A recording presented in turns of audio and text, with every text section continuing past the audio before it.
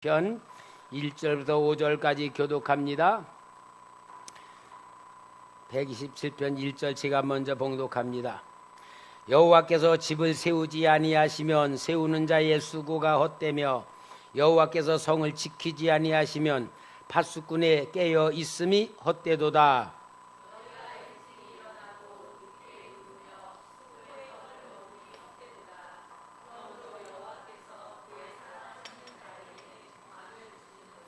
보라, 자식들은 여호와의 기업이요 태의 열매는 그의 상급이로다.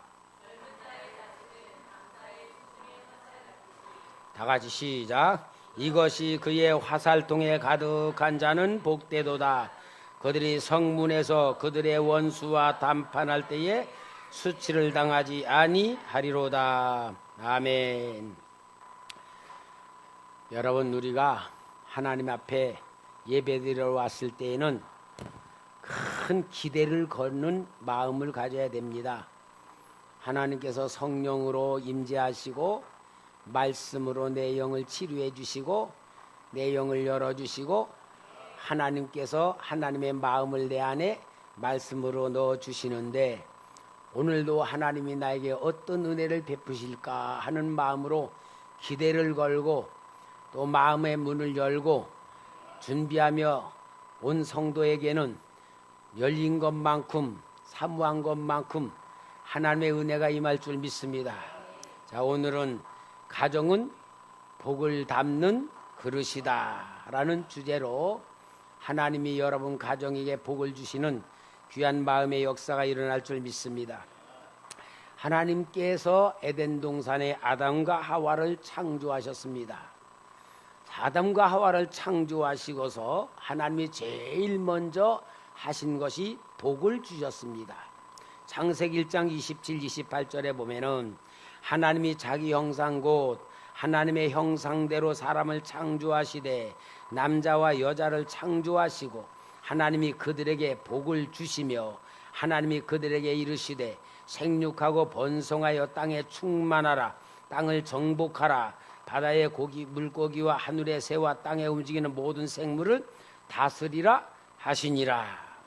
창조주 하나님은 아담과 하와에게 복을 주셨습니다. 그러니까 하나님과 사람과의 관계는 뭐냐?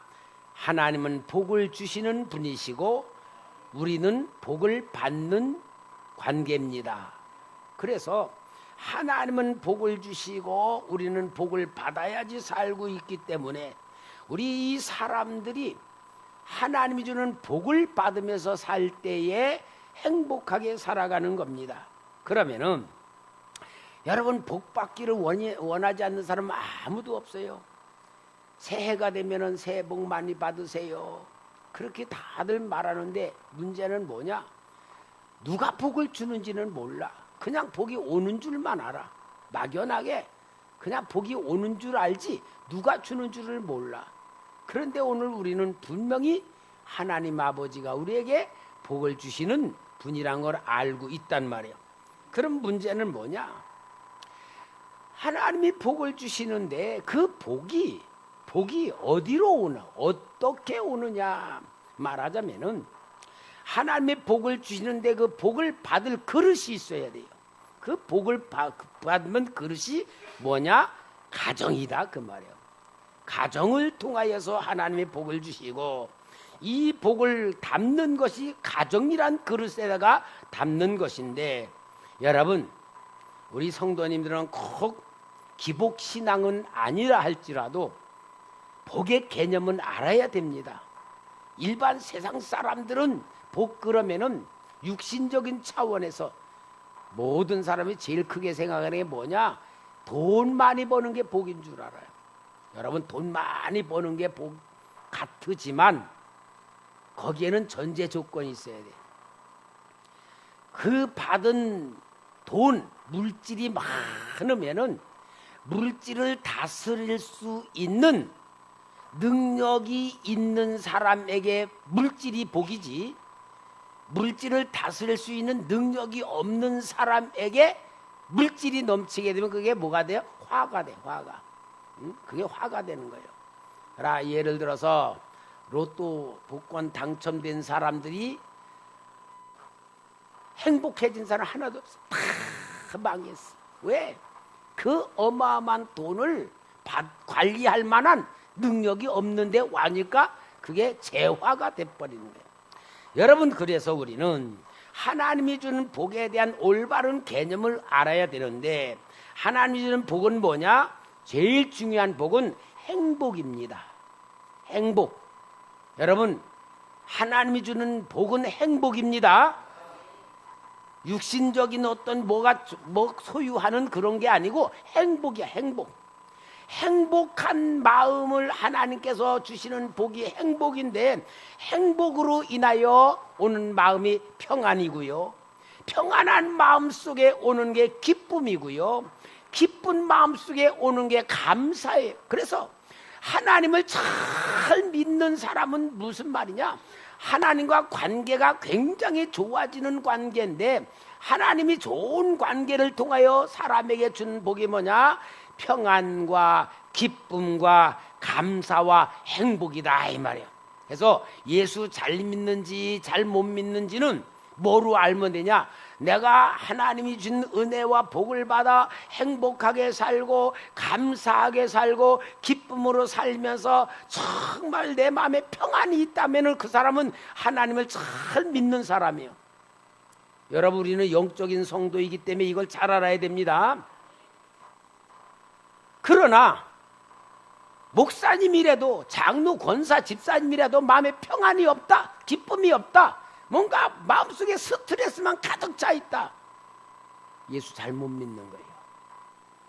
자, 이러한 평안과 기쁨 속에서 하나님께서 주시는 축복의 열매로 나타나는 게 뭐냐? 생명의 번성입니다. 생육하고 번성하러 땅에 충만하라. 자녀를 낳으면서 그 자녀에게 내 생명이 자녀를 통하여 나타나는 거예요. 여러분, 부모의 생명이 자녀 속에 들어갔을 때에 자녀가 살아갑니다. 자녀의 모든 삶이 부모의 기쁨이 되고 행복이 되는 겁니다. 이게 바로 뭐냐? 하나님이 복이 전달되고 번성해지는 하나님의 영적 원리요, 이러한 가운데에서 하나님이 신 권세를 가지고 환경을 다스리시는 영적 원리가 아담과 하와에게 준 축복입니다. 그러므로 여러분, 우리는 하나님께서 주신 복을 받을 줄 알아야 됩니다. 우리가 예수를 믿으면 영접으로 예수를 통하여 구원을 받았습니다. 하나님 자녀가 되었습니다. 주의 성령이 우리 안에 거하십니다. 그래서 하나님께서 우리에게 주시는 복은 관계 맺음을 통하여 영적인 복을 주시는데, 이 복을 받은 것이 우리가 끝나는 게 아니라 하나님이 주신 복을 가지고 내가 인생을 살면서 만드는 거야. 복을 만들 줄 알아야 돼. 하나님이 주신 복을, 재료를 가지고 만들 줄 알아야 되는데, 이 복을 만드는 곳이 어디냐? 가정이에요. 그래서 가정은 뭐냐? 복을 만드는 공장이다. 여러분, 가정이 어떤 곳이요? 하나님 주신 복을 만드는, 더 크게 만들고 확장시키는 것이 공장이 어디라고? 가정, 우리 가정이에요. 그래서 우리는 하나님께서 복을 주셨는데 그 복이 하나님이 준 건 줄 모르고 엉뚱한 세상적인 거, 물질적인 거, 쾌락적인 거, 어떤 세상 육신적인 거, 그거 찾아 나갈 때에 이것을 보고는 뭐라 그러냐? 하나님의 자녀들이 타락한다라고 말하는 거예요. 코드가 안 맞는 거야, 하나님하고. 이 코드를 잘 맞추는 가운데에서 하나님이 주는 것을 더 크게 30배, 60배, 100배로 만드는 공장이 있어야 돼. 그 공장이 어디냐? 가정이다, 그 말이야. 그래서 우리는 하나님께서 주시는 이 복을 잘 받고 복을 잘 크게 만드는 가정으로 역사하는, 그래서 우리는 가정은 복을 담는 그릇이라고 하는 하나님의 그 뜻을 우리가 행할 줄 아는 지혜자가 되시기를 바랍니다. 제일 먼저 하나님과 좋은 관계를 만드는 것이 최고의 복입니다. 오늘 여기 본문에 있는 시편 127편이 뭐냐? 성전에 올라가는 노래라는 시제가 있어요. 이스라엘 백성들에게는 하나님이 계명을 주었습니다. 1년에 3차 모든 남자들은 내게 보일지니라. 그래서 3차가 뭐냐? 6월절과 그 다음에 77절 맥추절과 그 다음에 장막절이라는 세 절기를 주시고, 세 절기 때마다 모든 이스라엘 백성들이 하나님의 성전에 올라가서 제사를 드리고 하나님의 말씀을 받아가지고 하나님의 은혜와 복을 받으며 온 백성들이 하나님의 백성과 관계를 만드는 거예요. 이것이 바로 하나님과의 관계 맺음에 대한 가장 중요한 율법이었습니다.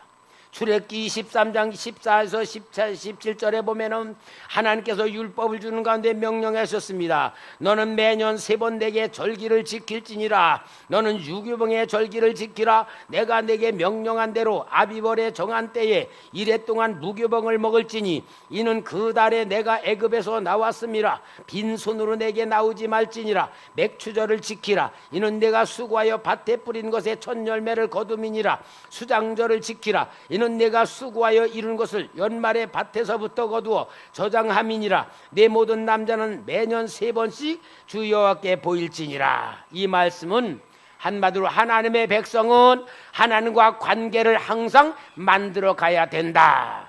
오늘 여러분, 구약시대의 이스라엘 백성들은 하나님의 성전에 나가서 하나님과의 관계 만듦을 증거하고 보여주었지만, 오늘 여러분과 우리에게는 더 큰 하나님의 은혜 속에서 예수 그리스도 하나님께서 친히 나를 만나러 이 땅에 오셨습니다. 나를 위하여서 십자가에 죽으셨습니다. 모든 죄와 사망을 담당했습니다. 악한 사단의 역사를 완전히 깨뜨려봤습니다. 그분이 우리의 주인이 되시고 내 안에 오심으로 인하여 우리는 임마누엘이란 놀라운 축복을 받았습니다. 하나님과의 관계가 맺어짐으로 인하여 우리는 하나님을 아버지라고 부르는 거룩한 자녀가 되었습니다. 하나님의 자녀로서 하나님이 주는 모든 것 받을 수 있는 특별한 은혜와 복을 받았습니다. 할렐루야. 자, 이러한 가운데에 하나님이 우리에게 가정을 세워주셨어요. 여러분, 가정 그러면은 건물 집이 아니에요. 집이 아니고 가족이 가정이야. 가족. 그러니까 남편과 아내, 부모와 자녀, 이 가족 관계가 가정인 거예요. 그래서 온 가족이 신앙으로 한 마음 되고 한 뜻으로 모두가 생각이 같아지는 가운데 같은 마음을 가지고 예수 그리스도를 섬기는 신앙으로서 한 마음 한 뜻이 된 가정으로서 우리 주님이 우리 가정의 주인이 되실 때에 이 가정이 하나님이 세운 가정이 되는 겁니다. 하나님께서 이러한 가정을 지켜주시는 겁니다. 그래서 하나님께서 지켜주시는 가정을 통하여 하나님 주는 복을 만들어가는 역사가 이루어지고 있으니, 아브라함의 가정을 지켜주시잖아요. 창세기 12장 10절부터 20절 보면은 아브라함이 가나안 땅에 왔는데 흉년이 들어버렸어. 먹을 게 없으니까, 저 애굽에는 먹을 게 있다고 하니까 먹을 걸 구하러 애굽으로 내려가는 가운데에 가장 큰 두려움이 생겨. 자기의 살해 아내가 너무너무 이뻐. 그 당시는 무버천지라 남의 아내를 뺏어가는 그런 시대입니다. 여보, 당신 내 아내라면 나를 죽이고 다 뺏어갈 테니까 당신이 나의 오라버지라 그래라. 오라버니라 그러고 나는 당신을 동생이라 그래. 그렇게 하고서 둘이 미안하지만 연륜이 짜가지고 그래가지고 애굽으로 내려갔는데 얼마나 사라가 예쁜지 소문에 소문을 통하여 바로에게까지 들리고, 바로가 불러보니까 너무나도 예뻐. 그 오라버니에게 양도 주고 노비도 주고 돈도 주고, 그러고서는 그 아내를 얻었는데 성경에 보니까 이상해요.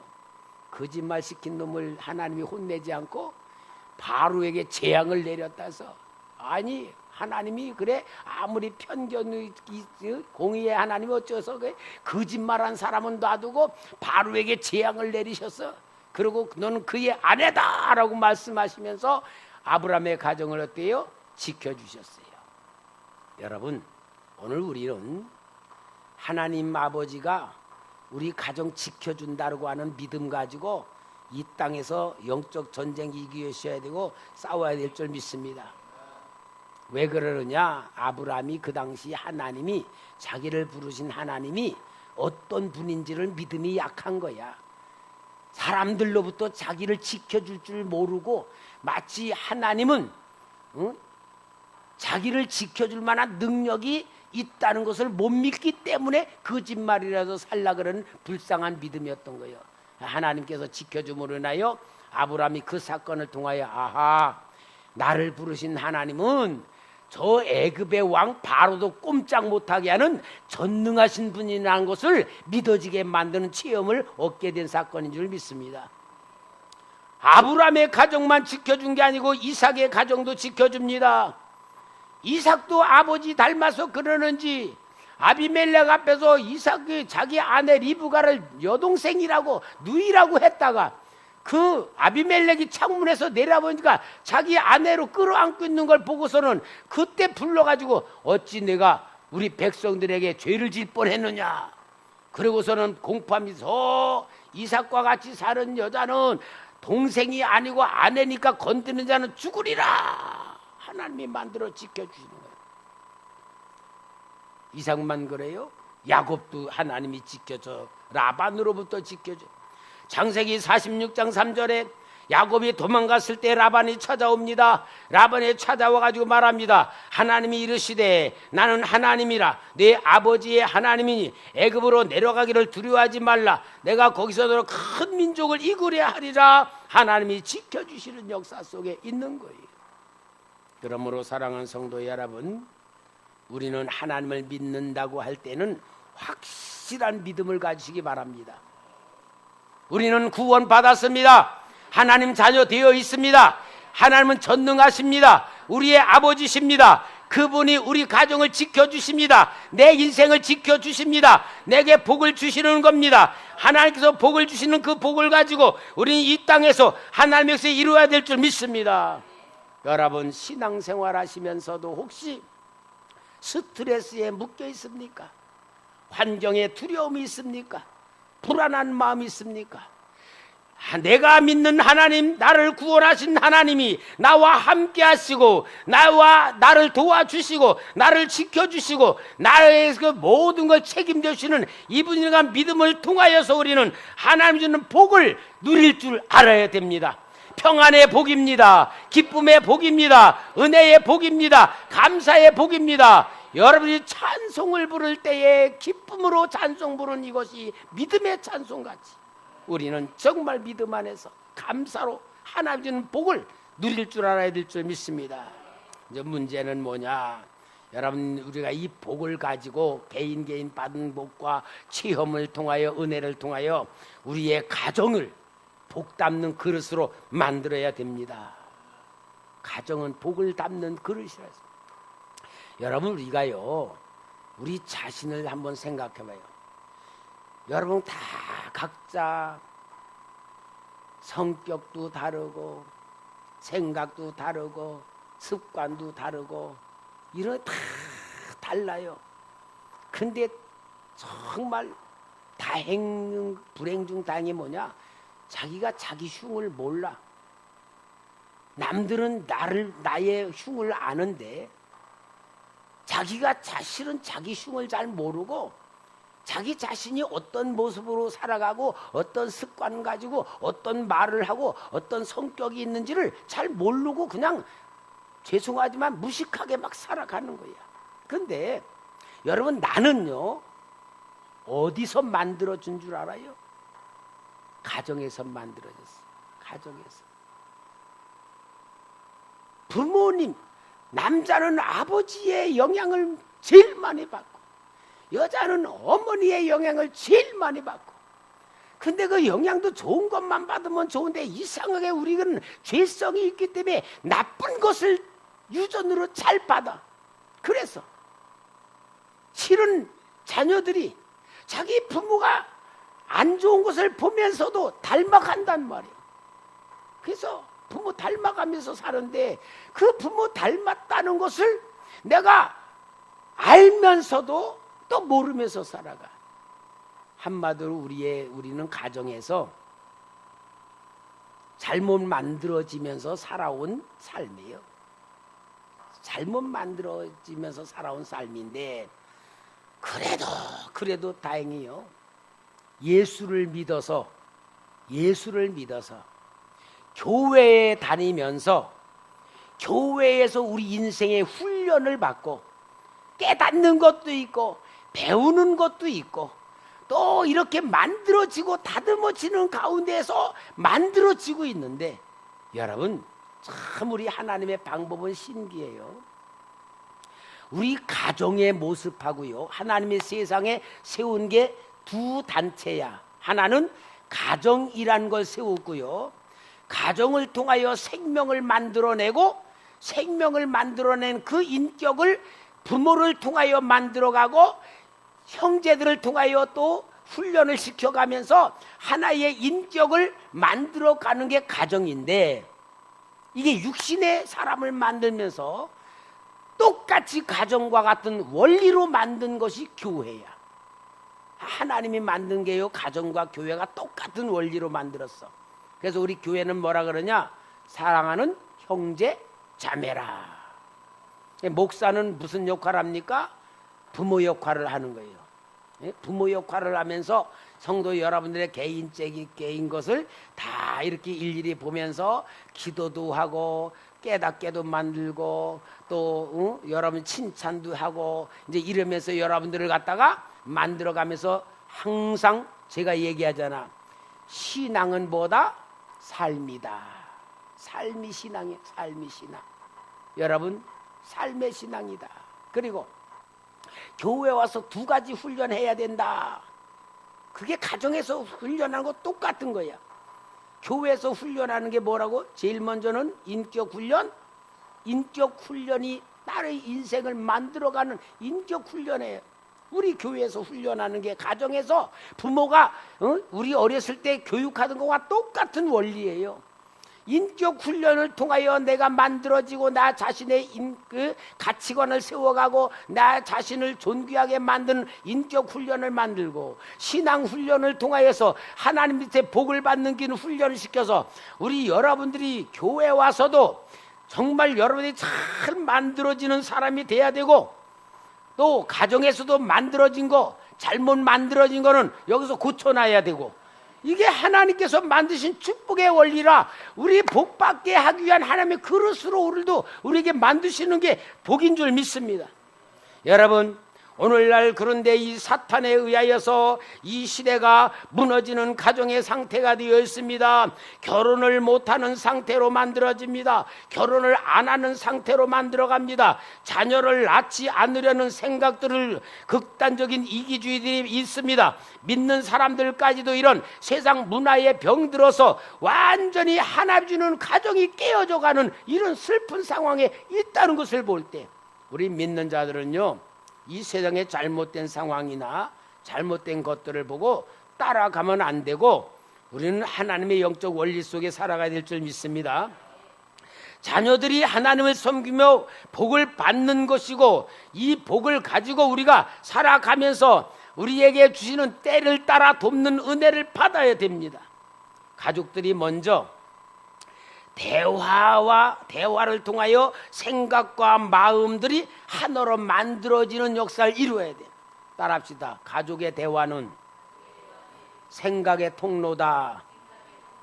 마음이 하나가 되는 방법이다. 가정의 대화가 이루어져야 돼요. 대화가.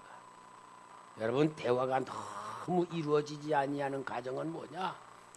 이게 하나님이 주는 복을 받는 그릇이 만들어지지 않는 거예요. 하여튼 제일 가족들끼리 대화를 많이 나눠야 돼요. 근데 왜 대화가 안 될까? 대화가 안 되는 이유가 왜 그럴 것 같아요? 우리 남편하고는 말이 안 통해. 그런 여자분들 많잖아. 남편하고 말이 안 통한대. 우리 부인하고는 수준이 안 맞아. 애들은 또 뭐라냐? 세대 차이 때문에 말이 안 돼요. 다 그래. 이게 왜 그런 줄 알아요? 원인은 다 하나야. 내 입장에서 상대방을 보기 때문에 그래. 내 입장에서 아내를 보거나 내 입장에서 남편을 볼 때에는 죽어도 안 맞아. 절대로 안 맞아. 부모와 자식 간에도 부모 입장에서 자녀와 대화를 나누려고 하면은 전혀 세대 차이 때문에 안 되고, 부모 입장에서 자녀의 얘기를 들으면은 이건 완전히 타락한 놈들 되고, 기성세대를 완전히 부정해. 하나의 원이 하나. 내 입장에서 상대방을 볼 때에 그런 거예요. 말이 안 통하는 거예요. 그러나 우리 인격 훈련 잘 해야지 돼. 상대방의 입장에서 생각할 줄 알고 말해줄 줄 알고 행동을 해주면은 다 통하게 돼 있어. 여러분, 하나님의 방법이에요. 하나님의 방법대로 우리가 살지 않으면은 마귀의 역사 속에 살아갈 수밖에 없어. 폴틸리라는 사람이 있어요. 사랑의 첫째가는 의무가 듣는 거다. 사랑한다면 듣는 거예요. 사랑한다면 들어주는 거예요. 그래서 사랑을 하려면은 먼저 상대를 알아야 되고, 상대를 알려면은 상대방과 대화를 해야지 되는 겁니다. 대화는 신뢰를 만들고, 신뢰는 사랑을 만들고, 그러면서 서로 간에 이 신뢰가 깨어지면은 관계가 무너져 가는 거예요. 그래서 사랑은 들어주는 관계예요. 대화가 사실의 대화이든 의견의 대화이든 느낌의 대건 상대방의 이야기에 깊은 관심을 가지고 이해해 주려고 노력을 하고 받아주고 입장에서 생각해 줄 때에 이것이 바로 우리가 가정으로 하나가 되는 방법이고, 이 훈련을 교회에서 하는 거예요. 여러분, 우리 교회는요 진짜 대화하는 훈련을 해야 됩니다. 대화하는 훈련을 해야 돼. 받아주는 훈련을 해야 돼.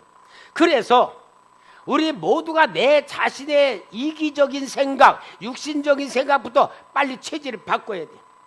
상대방의 입장에서 생각하면서 상대방을 이해해 주려고 하고 그분의 마음을 알아주려면서 계속 대화를 만들어 가고, 그런 생각으로 만들어지면은 하나님께서 가정도 복받는 그릇으로 만들어지고 교회도 복받는 그릇으로 만들어지는 하나님의 영적 원리에 만들어지는 거예요. 그러면서 제일 중요한 건 뭐냐? 가족의 목표와 교회의 목표는 뭐냐? 신앙이어야 되는 겁니다. 신앙. 교회 그러면은 예수 믿는 것 아니에요? 예수 믿는 건데, 예수 믿는 거라는 목표는 있지만 실제 삶 속에서 예수 그리스도를 향하는 신앙의 역사가 이루어지지 않는 게 너무나 많아요. 어떤 프로그램으로 흘러가는 그러한 교회들도 많고요. 설교를 보면은 영적인 설교, 예수 중심, 하나님 중심의 설교보다는 그냥 윤리적이고 철학적이고 인생에 논하는 그런 것들이 너무나 많아. 오늘날 우리 교회는 정말 예수 그리스도를 믿는 믿음 안에서 하나님께서 준 복을 받을 수 있는 영적 그릇이 되고, 우리의 마음들이 다 하나가 되어서 하나님이 주는 복을 가지고 이 복을 만들 줄 아는 능력의 역사가 이루어져야 될 줄 믿습니다. 근데 여러분, 이제 우리 인생이요, 저도 이제 나이를 먹어가면서 느끼는 거야. 야, 세월이 흘러가면서 정말 젊었을 때는 모르는데 나이를 먹고 늙어가면서 점점 불행해지는 것이다. 불행해지는 인생을 보는 거예요. 여러분, 가정의 결말을 보면은 가정이 점점 파괴되어 가잖아요. 가족 간에 항상 마음과 관심이 연결되는 삶을 만들지 않으면은 대화가 끊어지고 관심이 멀어지고 소식이 끊어지고 잊어버리면서 뭐가 되느냐? 가족이 다 뿔뿔이 흩어지고, 이게 이 고독사라는 게 이게 사회 뉴스거리가 되어 있어요. 그 연합뉴스에서 한번 그런 얘기를 하더라고. 고독사가 심각한 상태다. 실제 찾아올 가족조차 없이 혼자서 죽음을 맞이하는 무연고 고독사가 2017년에는 2008명이었는데 2014년도 1379명에서 해마다 증가가 됐네, 고독사가. 그리고 지난해 상반기만 해도 1290명이 고독사로 죽었다는 거예요. 근데 더 무서운 건 연령별로는 50대의 고독사가 제일 높다는 거예요. 아니 50대 늙어서가 아니고 장기적인 경제 침체로 인한 실직, 가정 불화에 따른 가족 붕괴가 주요 원인으로 꼽히고 이 더 큰 문제는 뭐냐? 장년층 1인 한 가구를 위한 지원 방법이 국가에서는 세울 수가 없다는 거예요. 이렇게 고독사라고 하는 것이 뭐예요? 혼자 가족과 관계가 딱 끊어져서 고시원에 들어가 혼자 살다가 죽든지 노숙자가 되어 죽든지 이런 상태가 세월이 가면서 있다는데, 근데 이게 바로 여러분 오늘 남의 얘기가 아니고 내 얘기일 수도 있다 하는 것을 사회에서 얘기를 하는 거예요. 그러면은 정말 우리 믿는 사람들은 어떻게 해야 되느냐면요, 여기에서 우리는 고독사라고 하는 불행한 인생, 불량하게 맞춰지지 않는 방법을 가지고 살아야 돼요. 제일 중요한 건 뭐냐면요, 온 가족이 자녀들과 함께 한 교회를 나와 섬기는 게 제일이에요. 가족들이, 그러니까 부모와 자녀들이 한 가족이 한 교회를 섬기는 거야. 그래야 돼. 왜냐? 그래야 한 교회에서 일주일에 한 번이라도 보고 같이 만나기도 하고 같이 관심을 갖고 같이 마음으로도 하나 만들 수 있는 게 그거야. 이게 부모는 예를 들어 우리 정장로님에도 그래. 자녀들이 다 딴 교회 다니고 장로님 두 분만 다니는데 이제 이게 신앙생활하는 것 같아도 나이 먹으면서 이게 점점 멀어질 수밖에 없는 상태가 되는데, 그런 것에도 벗어나고 거기에서 빠지지 않으려면은 자녀들하고 한 교회를 다녀요. 자녀들하고 한 교회를 다니면은 그래도 예배 시간에는 보러 오는 거잖아. 같이 보면서 만나고 같이 관심을 갖고 같이 하나가 되는 것을 가지고 나가야 돼요. 그렇게 하면서 온 성도들 앞에서 자신이 하나님 앞에 맡은 일을 감당해 나가야 돼요.